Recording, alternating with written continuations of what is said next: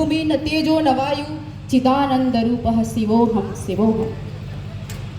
आदरणीय मंच जिस पे विराजमान है हमारे जिले के गौरव, जिन्हें हम स्वामी विवेकानंद का नव अवतरित अवतार मानते हैं।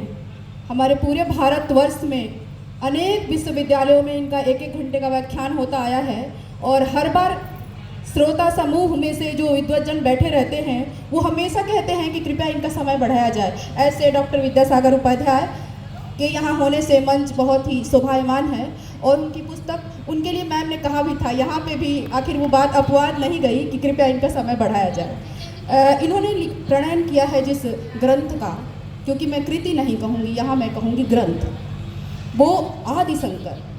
जैसा कि जानते हैं आप कि शंकर का प्रादुर्भाव कब हुआ? जब किसी धर्म को राज्याश्रय प्राप्त हो जाता है वह धर्म बहुत हो जाता है। और आप सब जानते हैं, ये सारा इतिहास सम्मत है कि एक समय बौद्ध धर्म पूरी तरीके से राज्याश्रय प्राप्त था और भारत ही नहीं वरन भारत से बाहर, आज भी है वैसे, पूरी तरीके से छाया हुआ था। इतना उन्माद फैल चुका था, अपने पैरों के नीचे वेद को रख के सोता था। उस दौर में हमें एक ऐसे शख्स की जरूरत थी जो सनातन धर्म की ध्वज पताका को वापस से लहरा सके, हमारे सनातन की प्रतिष्ठा को फिर से प्रतिष्ठापित कर सके। ऐसे समय में एक बच्चा जो मात्र 8 वर्ष का है वो संन्यास ग्रहण कर लेता है। जैसा कि विद्वान लेखक ने बताया, वो 12 साल में प्रस्थान त्रयी का भाष्य करता है। वह मात्र 32 वर्ष की आयु में इस लोक को छोड़ के यह लोक चला जाता है। लेकिन इतने से कम उम्र में वो हमारे लिए, जैसे कि मैं इंग्लिश में कहूँ, एक रोल मॉडल बन जाता है। और इसलिए ही मैं यही इस मंच से कहना चाहूँगी कि जैसे कि हमारे जो आजकल के युवा बच्चे हैं, उनके जो रोल मॉडल है वो हीरो हीरोइन हुआ करते हैं। उनसे वो हमें क्या देने वाले हैं? कुछ नहीं। आज चूँकि हमारा धर्म बहुत तेजी से बढ़ रहा है, कुछ राजनीतिक शक्तियां हैं, प्रयास हैं, हमारे स्वयं के प्रयास हैं, हर बच्चा जागरूक होता जा रहा है। आप देखिए, कभी लोग गानों पर रील्स बनाया करते थे, आज आलम ये है कि लोग मथुरा जाके रील्स बना रहे हैं, अयोध्या जाके रील्स बना रहे हैं। तो कहीं ना कहीं कुछ चीज़ें हम जागरूक हुए हैं। सोशल मीडिया बहुत बुरा नहीं है, तो हम जागरूक हुए हैं। उस तरीके से अगर हम प्रचार करें, अगर इस पुस्तक को आप पढ़ें तो आप जानेंगे कि आप युवा हैं, आप क्या क्या कर सकते हैं, आपके अंदर कितनी शक्तियां निहित है। एक प्राचीन श्लोक है कि श्लोकार्धेन प्रवक्ष्यामि यदुक्तम ग्रंथ कोटिभिः ब्रह्म सत्यम जगत मिथ्या जीवो ब्रह्म न परः। ये अद्वैत की स्थापना का सिद्धांत है जिसे शंकराचार्य ने दिया था। और जैसा कि विद्वान लेखक ने बताया, मठामनाय महानुशासनम, जो शंकराचार्य जी ने 4 मठ स्थापित किए थे, उन मठों को चलाने का संविधान जिसे हम कह सकते हैं, वो कहीं नहीं मिल रहा था। तो उसको इन्होंने एक जगह इकट्ठा किया है। और कोई व्यक्ति अजर अमर रहने के लिए नहीं आया है। कृतिकार रहे या न रहे, उसकी कृति हमेशा अमर रहेगी। और अगर ये कृति रहती है तो मठामनाय महानुशासनम रहेगा, और उसके रहने से हमारे जो शंकराचार्य परंपरा का जो संवैधानिक चीज़ें उपलब्ध हैं वो हमेशा रहेंगी। और इसके लिए मैं डॉक्टर विद्यासागर उपाध्याय को बहुत बहुत धन्यवाद देती हूँ कि उन्होंने ऐसे ग्रंथ का प्रणयन किया है। दूसरी जो कृति विशेष है जिसे मैंने बड़े मनोयोग से पढ़ा, आदरणीय डॉक्टर दयानंद पांडे सर की कृति। डॉक्टर दयानंद पांडे सर की कृति के बारे में मैं ये कहूँगी कि मेरे पिता मुझे बहुत कम समय में छोड़ के चले गए थे। मेरी माँ ने ही हमारे पूरे परिवार को, एक बहुत बड़े संयुक्त परिवार को संभाला था। मेरी बड़ी माँ हमसे कहा करती थी कि अगर एक पिता आपको छोड़ के चला जाता है तो भी एक माँ अपने बच्चों को संभाल सकती है, लेकिन अगर माँ जल्दी चली जाती है तो पिता शायद नहीं संभाल पाता। मैंने पढ़ा और इस संस्मरण में उन्होंने इतनी जीवंतता से अपनी माँ को प्रकट किया कि मुझे लैपटॉप पे पढ़ते पढ़ते ऐसा लग रहा था कि मैं अम्मा को अपने आसपास महसूस कर रही हूँ। मैंने हर बार देखा, आपने कहा कि अम्मा की सहेलियाँ भी मुझे अम्मा सी लगती थी, अम्मा की तीनों सखियाँ मुझ में अम्मा बन के जीती थी। मतलब ये वो दौर था जब आपकी माँ की सहेलियाँ भी आपकी माँ जैसी होती थी। फिर इन्होंने कहा कि मेरी मौसी भी मुझे अम्मा जैसी लगती, मेरी मौसी भी मुझ में अम्मा बन के जीती थी। मतलब मौसी तो होती है मासी, माँ के जैसी, तो वो तो है ही। पूरा रचना कर्म जो सर का पूरा संस्मरण है वो इनकी माँ पे ही इर्द गिर्द घूमता है, और एक जीवंतता, एक ऐसे चरित्र के रूप में हमारे सामने आती हैं कि वो बहुत सीधी होती हैं। वो अपनी बहू को एक बेटी की तरह मानती हैं, लेकिन जब उनके अंदर लगता है कि कुछ चीज़ें जो सही नहीं चल रही हैं, एक प्रतिरोध सा उनके अंदर जगता है, तब वो पिता के भी खिलाफ खड़ी हो जाती हैं। मतलब पितृसत्तात्मक समाज। तो इससे ये पता चलता है कि अम्मा कितनी जीवंत पात्र है।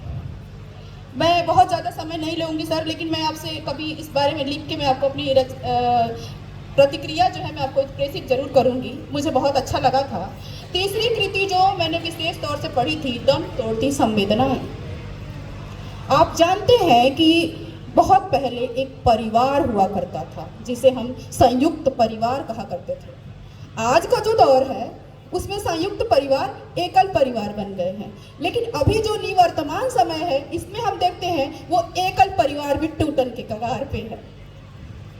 एक घर हुआ करता था, एक आंगन हुआ करता था, धीरे धीरे वो घर आंगन को छोड़ के सिर्फ घर बन के रह गया, छत बंद हो गई और उसमें भी कमरे बना दिए गए, इसमें भी कोई रह लेगा, आंगन खत्म। धीरे धीरे और ज़्यादा आगे बढ़े हम और फ्लैट संस्कृति में आ गए हम। फ्लैट संस्कृति होते ही हमारी दूरियां और ज़्यादा बढ़ गई।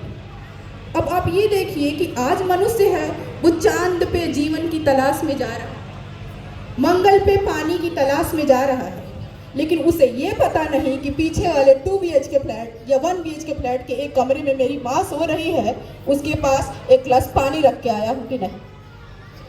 ये है हमारी संवेदनाएं जो मर रही हैं।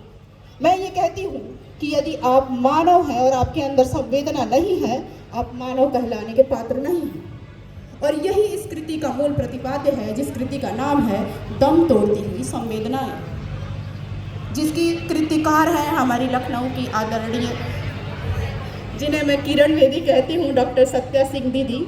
और आपको इस बात पे गौरवान्वित महसूस करना चाहिए कि उन्होंने इस रचना में बहुत सारी चीज़ों को समेट के, जैसे एक रिसर्चर, चूँकि वो शोधार्थी रही हैं PhD और मैं खुद भी एक शोधार्थी रही हूँ, हमारा दिमाग औरों से अलग होता है। हम आलोचनात्मक दृष्टिकोण तो देखते ही हैं, हम बड़ी सूक्ष्मावलोकन से चीज़ों को महसूस करते हैं और उसे लिखते हैं। आपने बड़ी सूक्ष्मावलोकन से एक एक रिसर्च, एक एक चीज़ों को इकट्ठा किया है और उसको लिखा है। सबसे बड़ी बात इसमें ये लिखा है कि कोई लोग कहते हैं कि मेरे पिता पेंशन पाते हैं, मैं उनका भरण पोषण क्यों करूं? तो चूंकि आप एक प्रशासनिक पद पे रही हुई अधिकारी हैं, आपको इन बातों की बहुत अच्छे से जानकारी है। आपने ये भी लिखा है कि पेंशन पाने वाले माता पिता भी भरण पोषण के अधिकारी हैं। दूसरी चीज़ कि उन्होंने इसमें मुस्लिम कानून, ईसाई कानून, हर तरीके के कानूनों के बारे में भी बताया है कि कौन कौन से धर्म के लोग भरण पोषण के अधिकारी हैं, पिता क्या क्या। एक और विशेष बात मैं यहाँ कहना चाहूँगी कि कई बार होता है कि हम बेटियाँ विवाह करके जब घर से चली जाती हैं तो हम उन्मुक्त हो जाती हैं कि हमारा जो कार्यभार था अब खत्म हो चुका, अब ससुराल के प्रति हमारा उत्तरदायित्व है। लेकिन यहाँ पर मुझे एक और नई जानकारी मिली कि जो विवाहित बेटी है उसके ऊपर भी उत्तरदायित्व बनता है कि अगर उसके माता पिता किसी परेशानी में हैं, विवाहित होने के बाद भी उसका यह फर्ज नहीं बल्कि कानूनन अधिकार उसके ऊपर है कि वो अपने माता पिता का भरण पोषण करेगी। इतना ही, बाकी प्रतिक्रिया मैं लिख को प्रेषित करूंगी। क्यों मैं बड़े मनोयोग से मैंने 3 रचनाएं पढ़ी हैं। एक डॉक्टर दयानंद पांडे सर की एक अम्मा की नीलकंठ बिस्पाई होने की कथा, दम तोड़ती संवेदनाएं, और तीसरा डॉक्टर सुरभि सिंह जी की उस पार किनारा है। उस पार किनारा है को मैं अगर कहूँ कि ये मनोवैज्ञानिक उपन्यास है, ठीक है। जब भी हम किसी विवाहेतर संबंधों पर आधारित उपन्यास को पढ़ते हैं, हम एक सिरे से खारिज करके उसे एक तरफ पटक देते हैं। हमारे जेहन में एक चीज़ चलती रहती है कि कहीं ना कहीं ये जो उपन्यास है ये पूरी तरीके से यथार्थ के धरातल पे ना होके बल्कि प्रकृति यथार्थवाद होगा और हम इसे बिल्कुल आत्मसात नहीं कर पाएंगे। ये नग्न यथार्थ होगा जो हमें बिल्कुल पसंद नहीं आएगा। लेकिन विद्वान लेखिका ने बड़ी आसानी से अंतरंग क्षणों को भी इस तरीके से प्रस्तुत किया है कि उसको पढ़ने के बाद हमें तनिक भी लज्जा का अनुभव नहीं होता है। इसके लिए आप बधाई की पात्र हैं। इसमें एक लाइन है कि देवेश थोड़ा रुककर बोला, वृंदा तुम्हें लगता है कि मैंने मेरे बेटे की शादी बहन की शादी एक डिप्रेशन के मरीज से करा दी है? तो डिप्रेशन एक ऐसी बीमारी नहीं है जो ठीक ना हो सके या फिर एक पीढ़ी से दूसरे पीढ़ी में जाए। आज डिप्रेशन ही सबसे बड़ा कारक है। कैंसर से लोग कम मर रहे हैं, बाकी चीज़ों से कम मर रहे हैं, लेकिन तनाव से हर व्यक्ति पीड़ित है। हम में से हर व्यक्ति इस घुटन, संत्रास, यंत्रणा झेल रहा है और इस तनाव को जिस तरीके से उन्होंने प्रस्तुत किया है वो एक बार फिर बधाई की पात्र है। इसमें एक लाइन मुझे बड़ी पसंद आई कि दोनों के चेहरे पे अपार शांति थी, पर दोनों अपने अंतरात्मा में महायुद्ध लड़ रहे थे। आप समझ सकते हैं कि क्या मनोस्थिति रही होगी। और इसमें एक गजल की लाइन अंतिम है कि इस तरह से सुनते हैं हर झूठ तुम्हारा जैसे, हमको मालूम नहीं कि हकीकत क्या है। तेरा एक बार आके देखना तो बनता है, तेरे ठुकराए हुए शख्स की हालत क्या है। ये मोहब्बत में जो रुसवाई और बदनामी है, इसके आगे कोई शोहरत कोई दौलत क्या है। बहुत बहुत शुक्रिया। और आगे एक और चीज़ मैं जोड़ना चाहूँगी कि हमारा जो ये मंच है जिसमें हमारा जो वेंचर है कृति कृतिकार और बुंदेलखंड बृजमोहन अवस्थी सुस्मृति संस्थान, हम ये कार्यक्रम हमारे पूज्य गुरुदेव महेंद्र भीष्म सर जो मेरे साहित्यिक गुरु हैं, उनके पिता श्री बुंदेलखंड के लब्ध प्रतिष्ठित साहित्यकार आदरणीय बृजमोहन अवस्थी जी के पुण्य स्मृति में हम कार्यक्रम को करते आए हैं। हमने ये आयोजन अलग अलग शहरों में किया है। प्रथम और द्वितीय आयोजन क्रमशः लखनऊ में, उसके बाद अयोध्या में, इंदौर में, नोएडा में और अलग अलग शहरों में हम करते हैं। और हमने कई लब्ध प्रतिष्ठित साहित्यकारों को मंच दिया है, जिनमें से चंद्रकांता जो व्यास सम्मान से सम्मानित हैं, उनको भी हमने मंच दिया था। आप इस बात के लिए आपको गौरवान्वित महसूस करना चाहिए। हमारे संस्थान का ये उद्देश्य है, आप ये देखिए कि आज हर छोटा बड़ा रचनाकार एक दूसरे को देख के द्वेष पाल लेता है। वो ये सोचता है कि मैं बेहतर हूँ, तुम मुझसे कमतर हो।